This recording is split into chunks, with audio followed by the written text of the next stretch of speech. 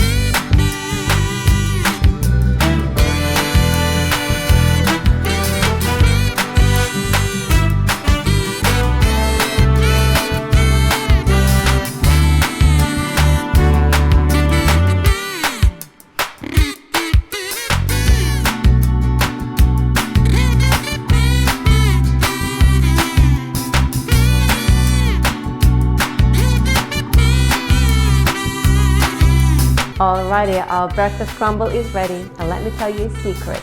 It's so healthy and nutritious that you can have it throughout your day, for breakfast, lunch or dinner. In this recipe, I used rolled oats, but if you like smoother consistency, you can use quick oats. You can serve it with whipped cream, coconut cream or yogurt. Thank you for watching my channel. I hope you enjoyed this recipe, and let's cook together again.